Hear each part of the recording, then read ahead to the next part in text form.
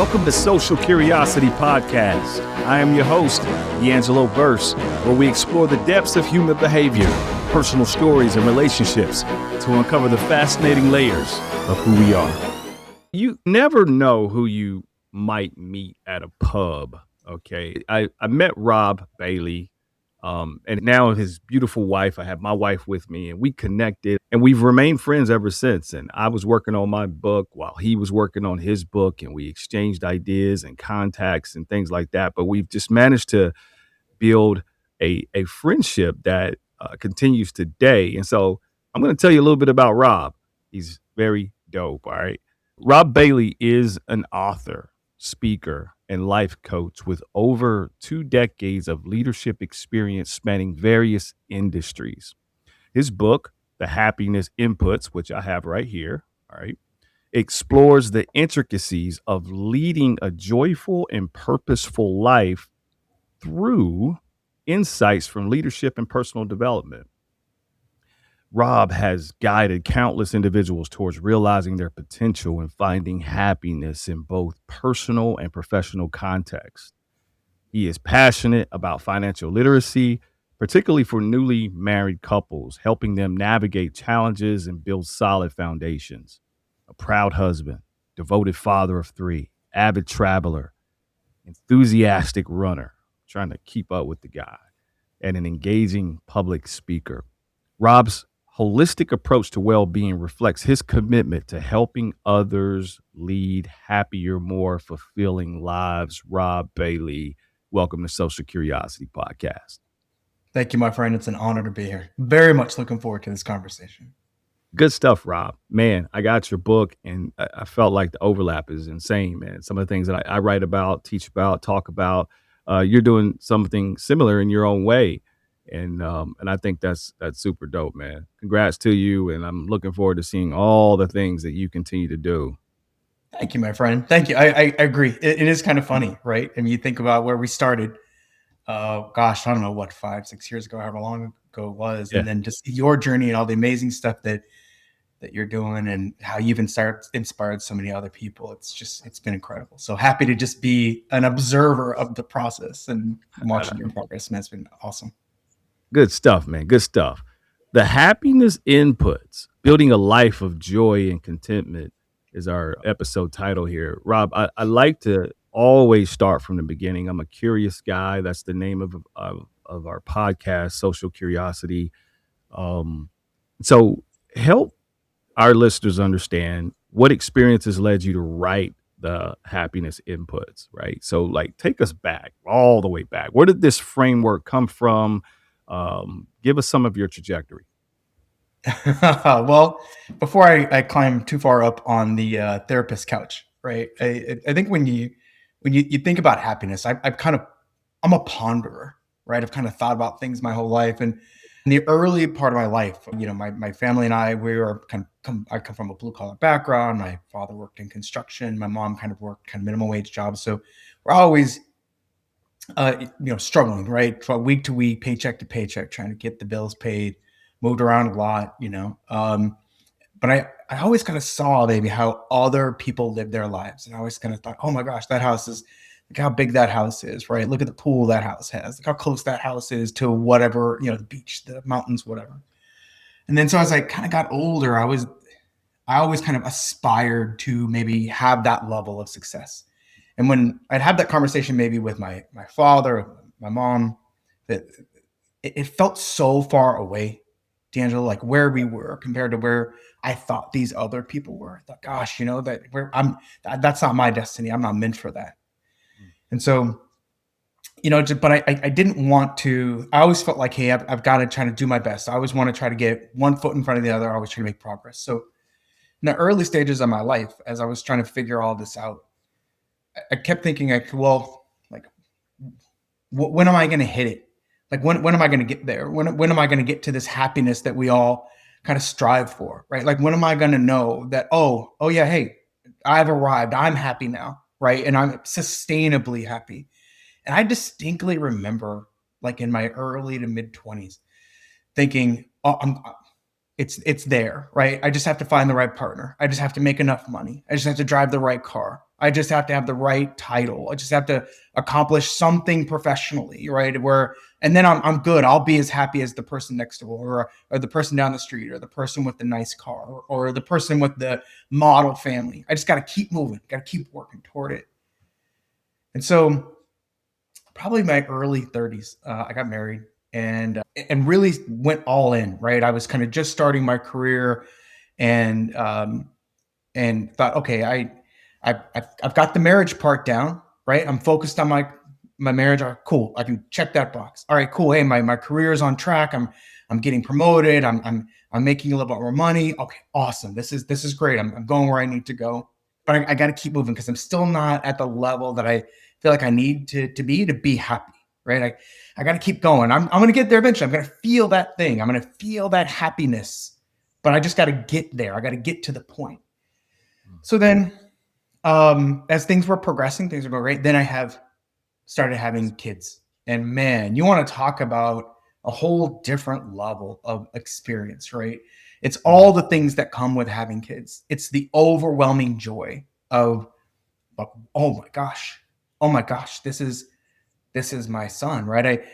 When I got married, I was very lucky to be able to adopt my first son, and that was groundbreaking for me, right? To be a parent for the first time and be a father and kind of learn all the things that come with that.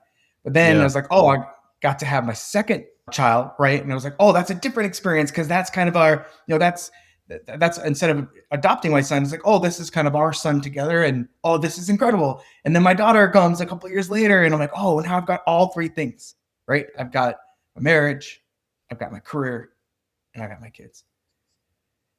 And then so I thought, hey, I got it. I've got my arms around the three things, the three pillars that everyone's supposed to have to make me happy, right? And so that's kind of where the structure of the book came from, because it was kind of looking at, oh, these three things. I've got these three things, D'Angelo. I should be over the moon. What else does a guy need, right? I've got it. I'm locked in. And then as time progressed, maybe 10 years later, right, kind of making progress, then I started having a little bit of struggle in the marriage, and eventually ended up divorced. And then 2 weeks later, my dad passed away. Probably a few months later, I got displaced at work. And now all of a sudden, all of these sources where I'm deriving my happiness from, they start to crumble, right? And so whereas just a few years earlier, I was on this upward trajectory, all this momentum, the world is my oyster, all this thing and all this greatness in front of me. Now I'm still a father, still love my kids. I still derive a lot of joy and happiness from them, but that's my sole source now. All the happiness that I'm deriving in the world at the lowest part of my life, all the happiness had to come from the kids.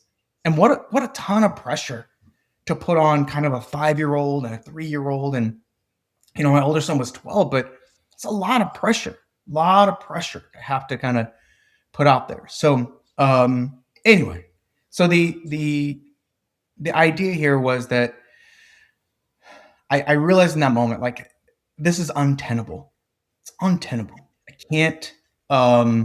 can't put that kind of pressure on my 3 kids. I've got to figure out, how do I start to build a life where I can derive happiness from more than one source? It can't just come from my career. It can't just come from my marriage. It can't just come from my kids. It's untenable. Eventually, those things change, right? You may have a spouse who goes through things and can't provide you with the level of happiness that you need. Or you may be a widower, or you may get displaced at work, or you may retire. Your kids will grow up. They will move out. They will eventually kind of take on their own path. And so, ironically, as I started kind of thinking about all this, it really occurred to me, especially for men of our age, middle-aged men, it is very hard, because all of our identity is derived generally from those 3 things, almost all of it. And then when they start to crumble, when one of them inevitably starts to stumble or malfunction, it changes you, because now you had 3, And now you're only getting happiness from 2. Oh, no. Now the second one's starting to get a little shaky. Now you're only getting happiness from 1. So then we start to devolve and derive our happiness from the lowest hanging fruit, right? From the easiest target. So think things like alcohol, pornography, gambling, right? The things that are at easy reach, that's where you start looking for happiness because it just kind of makes you feel better on a short-term basis. But you realize that's also not a path.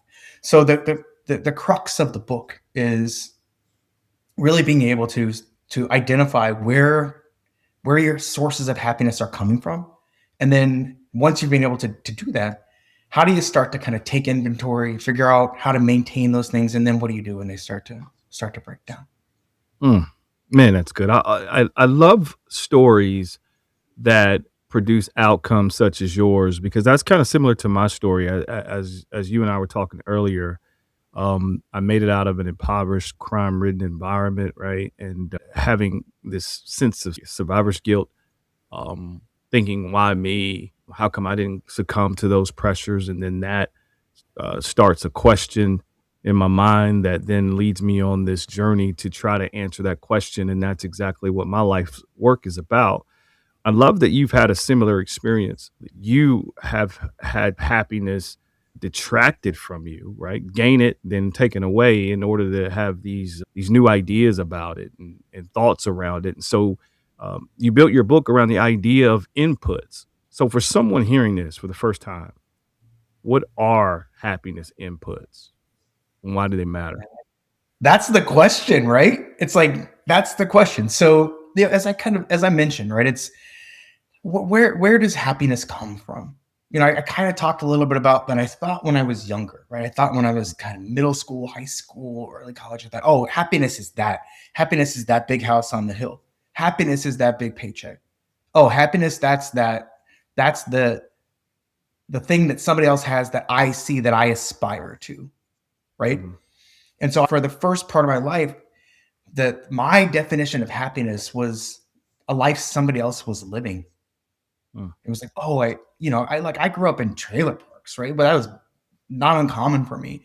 Grew up really poor, net secondhand stuff, getting stuff from thrift stores, right? Wearing stuff to school because we just couldn't afford it. And so I thought, oh gosh, those kids that get to wear new sneakers, oh man, oh, your parents bought you a car. That's got to be that's a happy life right there. Look, you guys have you've got it all. And then as I started getting older, and as I was kind of got my first real kind of career job, I started looking at people in the industry and going, oh, look how much money those people make. That's happiness. Oh, look at his title. Look at the title after his name or after her name. Oh, that right there. That's success, which means that's happiness, right?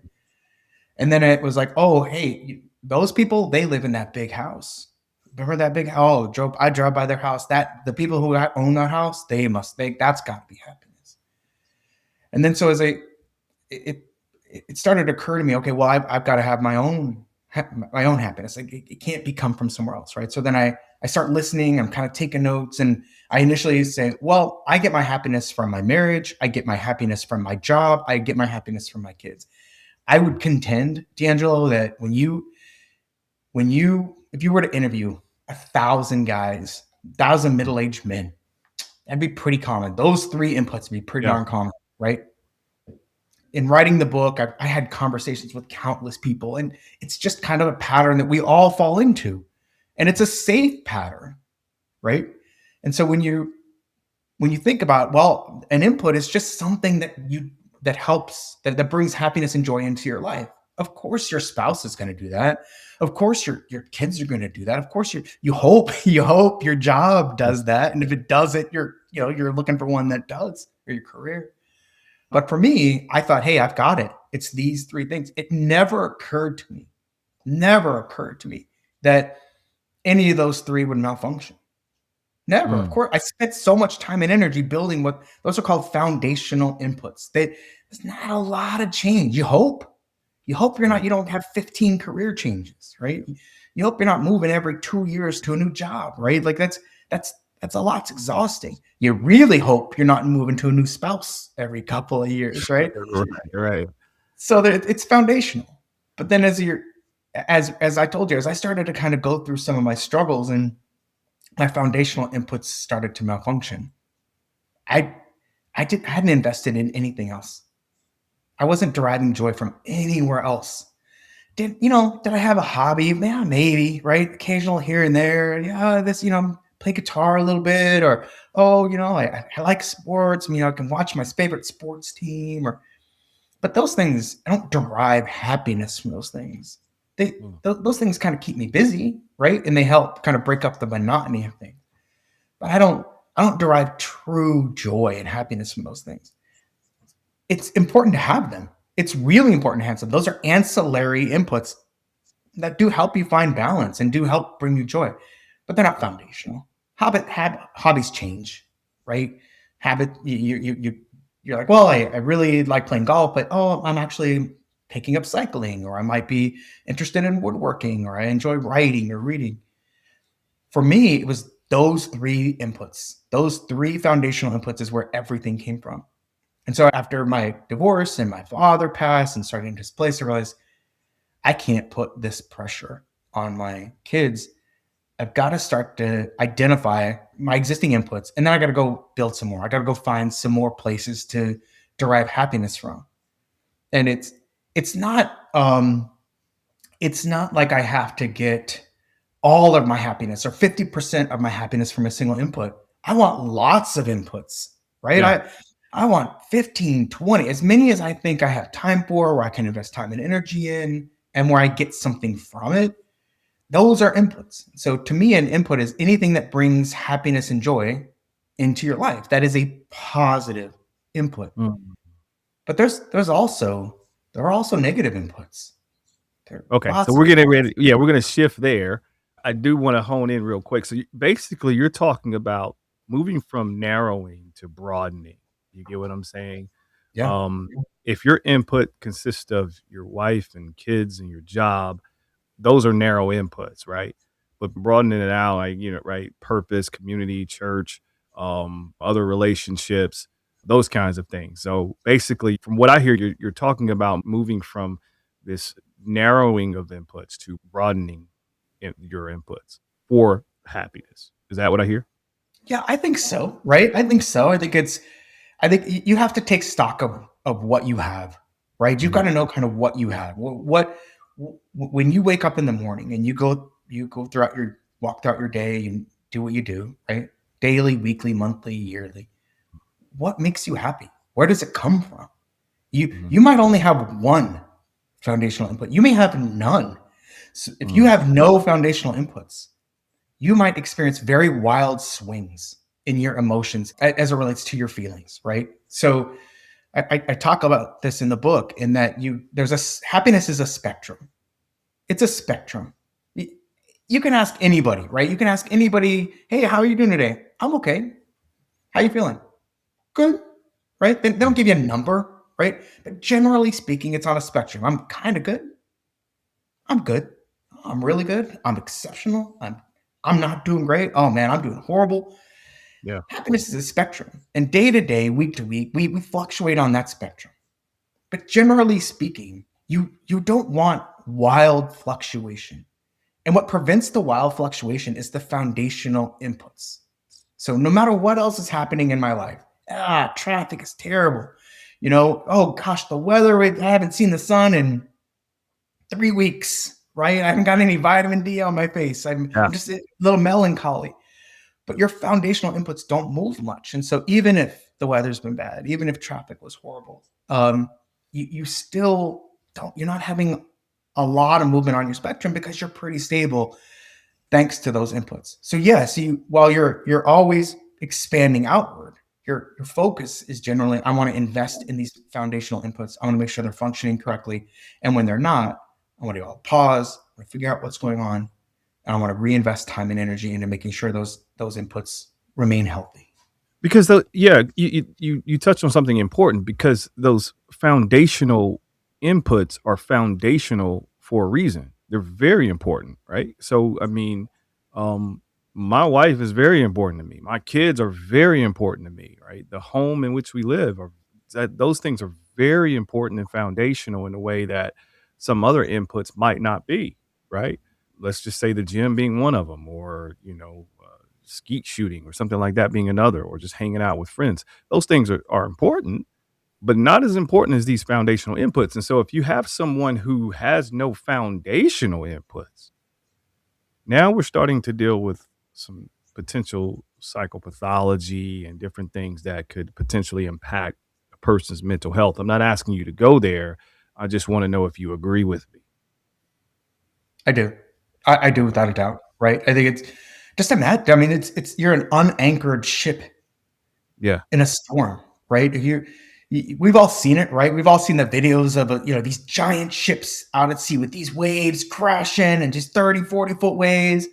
The reason those ships don't sink, right? The reason they don't get swamped is because they're able to navigate. They anchor, right? They anchor, they're tethered. And so there's safety in that. Head to the harbor, right? Take your ship, head to the harbor where it's safe. Those foundational inputs are your harbor. So Yeah. despite the chaos of everything else going on around you, you've got the safety of your inputs. You just said, hey, it's the gym or it's ski shooting. But what if you break your leg? What if you get really sick? What if, Right. right? What if you're traveling for work? You're like, but there's no gym and I can't get my workout in. And I know I have close friends who say, gosh, if I don't work out every day, it throws me off, right? That happens. It's a totally normal thing. Right. So yeah, what you're saying is exactly correct, right? There's a reason these things are foundational. That's not only is that where you retreat when things get hard, but it's also what you celebrate. So, Rob, what are the signs that someone's negative inputs are starting to outweigh the positive ones? Oh man, this is a harder question to answer, right? Because it can get a little convoluted. So one of the things I talk about in the book is you have to do the exercise of taking inventory. You have to know where your happiness comes from, and it can get a little gray sometimes, right? Because you're like, well, I derive happiness from this thing, but this thing may not be the healthiest thing for me. True, right? Like you might say, hey, I really enjoy going out with the boys once a week. We go to the bar, we just, have a good time, it's guy time, kind of do our thing, right? You're like, oh, that's a positive input for me, right? I enjoy it. It lets me release my stress. I get to spend time with my friends. Those things are really good, especially for, again, kind of middle-aged men where generally speaking, it's difficult for middle-aged men to make friends and retain friendships. Every guy I know, this is 100% without fail. Every single guy I know will tell you it's hard to make friends. Yeah. It's hard to make friends, right? It's a little awkward when you walk up to me, you're like, hey, want to be my friend, right? It's a little bit weird. And so, right. And we're kind of taught, right? Like, it's not what guys do, it's not good. So, but at that weekly trip to the bar, if you're consuming too much alcohol, if you're neglecting your marriage, if you're not spending time with your kids, it can be detrimental. So the first process is take inventory. You're taking inventory of all the good ones, right? All the good inputs. But then you have to do the rest of the work, which is I got to look and see what are the negative inputs. What are the negative inputs and how are they affecting what I'm doing? So I kind of alluded to this like a little bit earlier, which is, sometimes in the absence of positive inputs, we're going to go find the lowest common denominator. We're going to go find the easiest path to something that just makes us feel good. And again, that's often it's the drugs, it's the alcohol, it's the gambling, it's the pornography, it's the whatever the thing is that is closest and easiest to access that also helps us kind of hide from the responsibility of having to face the consequences of our actions or sometimes our inaction, right?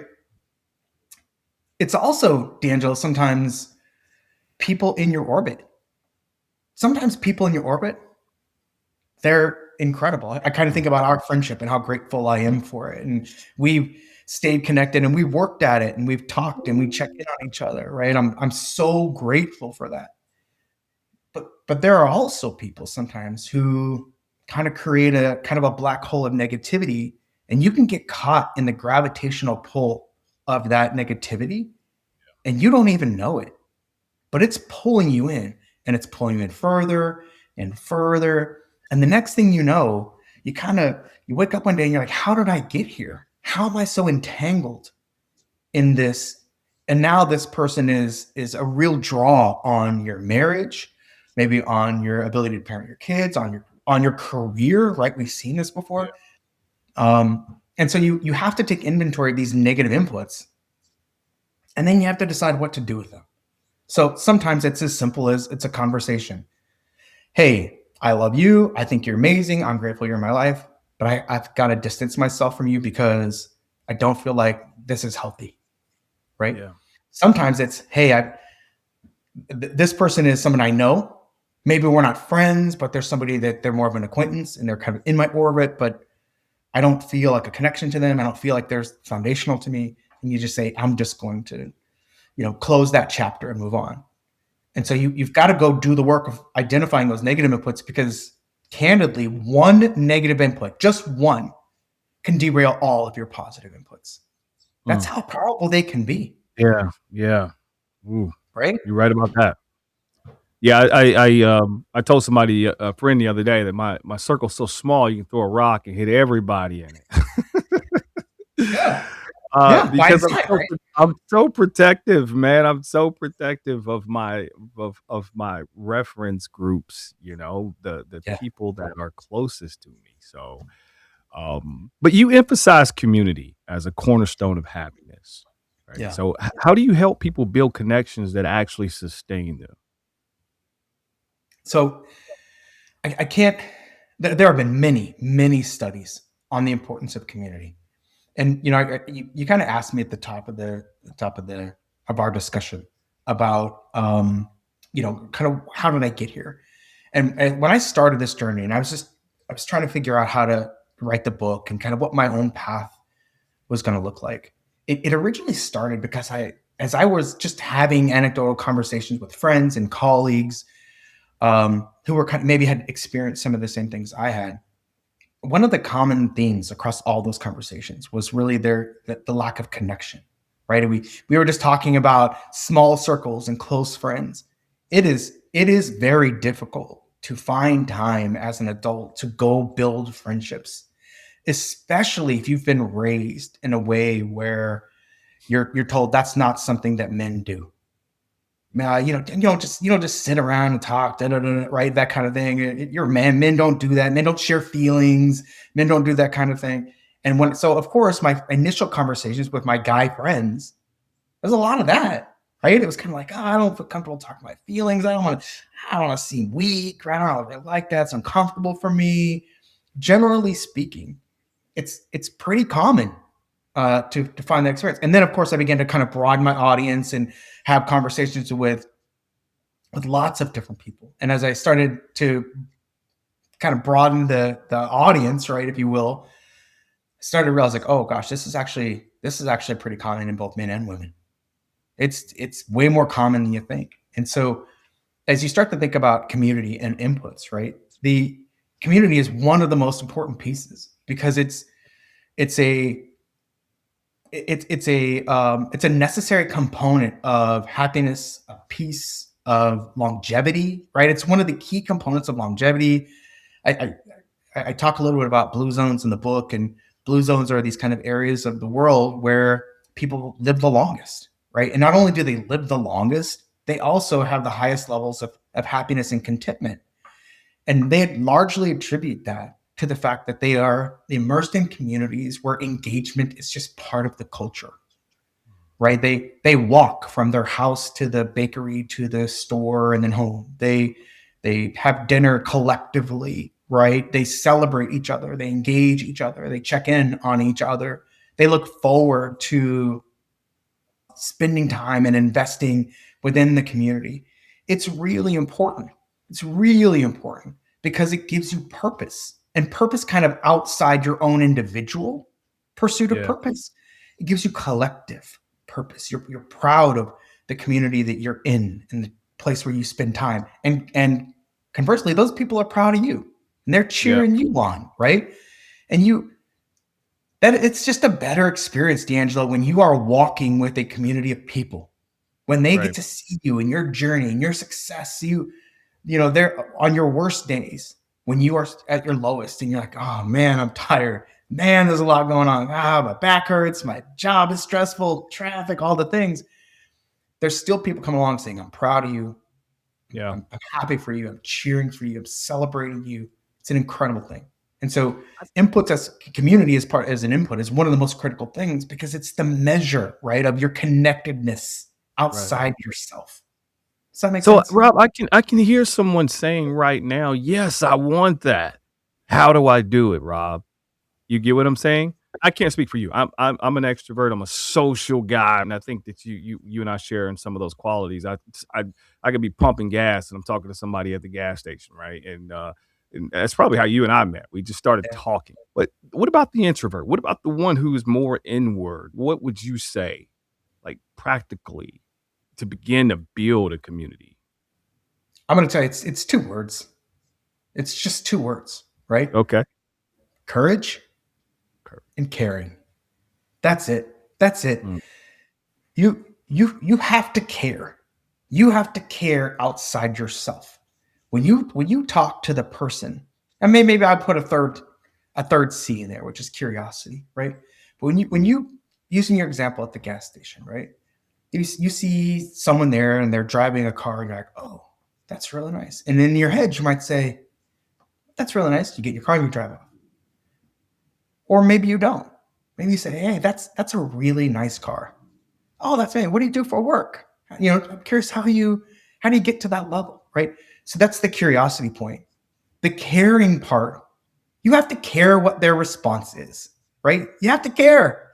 You got to yeah. care what they're saying to you. Why would they share information with you or engage you if it feels inauthentic? You got to actually care what they say. Let me tell you how I got this car. Oh, this scar? Let me tell you about that. Oh, you like my outfit? Here's where I got it. But if you ask that question and then you show no genuine interest in what they say, they won't connect with you, right? Right. And then the third C is courage. It's the first step. Your job isn't to go out and build a community in one day. Go find 100 people and now they're all your friend. That's not your job. Your job is to start to build courage and learn how to engage people and engage them because you genuinely care. You genuinely want to know, right? Or you want to make a connection. You are going to fail. You're going to bump into people. You're going to catch them at the wrong time, wrong place. They're busy. The gas pump isn't working. Their car doesn't work. They're late. They got a flat tire. They got a kid acting up in the car. Sometimes you're going to catch people, and those people aren't going to be in the same mindset as you. And you're super good with that. You understand that not everybody's where you are, but the next person, the more you do it, the better you're going to get at it, right? But you're doing with the intent of genuine curiosity and caring, and then you're having the courage to go do it. And that's the key. That's the key is I love it. connecting, right? I love And it. then guess what? You wake up one day and you're like, oh my God, my friend D'Angelo, he's texting me. We've been 5 years. Oh God, look at all this great stuff that he's doing. Oh, I can't wait to tell this guy, I got this, and he's gonna connect me with this person. Yeah. It's all organic. It's That's all right. organic, That's right? Like right.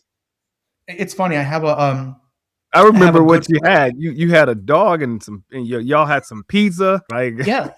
Yeah. Well, remember yeah. because if you remember the situation, it was COVID. So at the time, Yeah. you couldn't you could order, I think, drinks, but you couldn't order food because there was like Right. restrictions. You had Right. to order food in. You had to to have food Yeah. delivered. You could have a drink there, but you couldn't order food. It's funny. I have a good friend, a really good friend, and she is so smart. So smart. She's accomplished a lot in her career. And she always kind of tells me, hey, for a long time she was in roles, she was unhappy where she was working, and she kind of felt like she could do more. So she's like, how do I build my network? How do I do it? And I told her like the things I just told you, right? You cannot go start to build a network and you lead with the intent where you're having a conversation because you're trying to gain something. Yeah. Nobody wants to have a conversation with you because you feel like you want something from them. They want it to be Transactional. authentic, right? They want it to be genuine. Our conversation, the conversation between you and I, right? It was a genuine kind of first time, just chat with you guys, and it was it led to something, but only because it was just an authentic exchange. Yeah. Just an authentic exchange. And I think when I would tell her, when you go in these conversations, when you go into these conversations, be authentic. Don't go in with this idea that you need to be something to extract something from them. Go in being 100% authentic, and then when you get back is authentic, right? You're then they trust you and they're being authentic with you. If you go in there and you're like, I have to put on this face and I have to put on this image and I have to present a certain way because that's what's going to get them to give me whatever I need, right? The job or the contact or whatever, the reference, you're going to have a much harder time. Yeah. Gotta be authentic in your pursuit.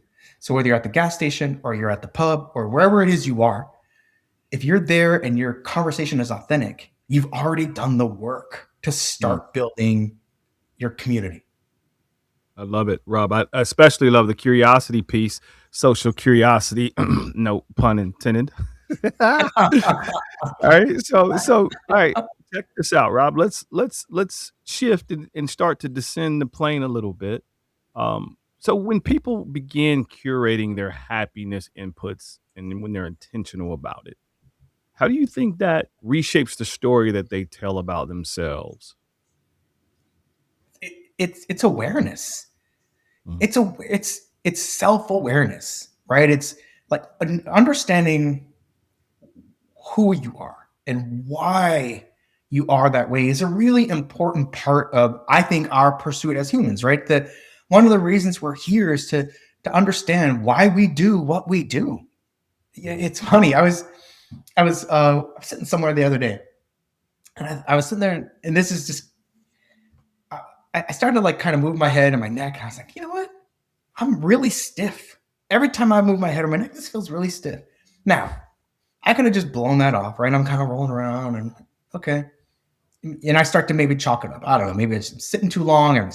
But then I thought, I really want to understand why this is, because then I can go get whatever I need to get. Because I don't want that. I don't like that feeling, right? I need to understand why that is.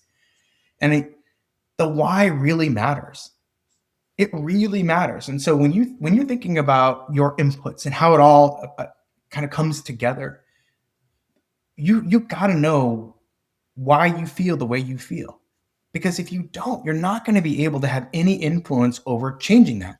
One of the things I talk about in the book is control, influence, and everything else, right?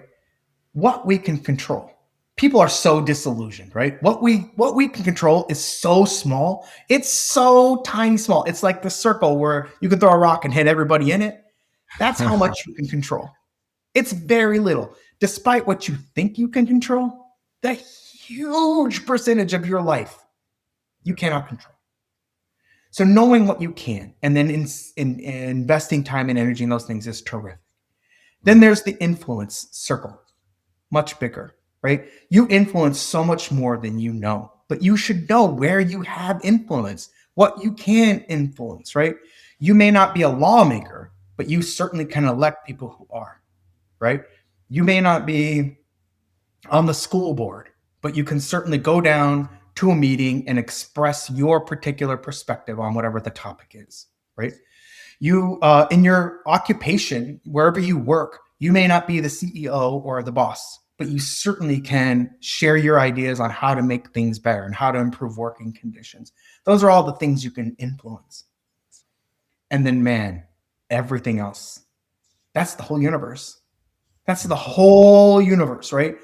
So instead of working so hard to get your arms around and just trying to control everything, I got to control everything. If you really have some self-awareness, you realize, oh, I can actually control my inputs. I can decide what makes me happy. I can disconnect from things, negative inputs that derail me and cause me to feel the things I don't want to feel, right? You start to realize that you're like, oh, I've got some control over this. Then guess what? Remember we were kind of talking about that spectrum and you shouldn't experience wild swings? That's the first step in controlling those swings.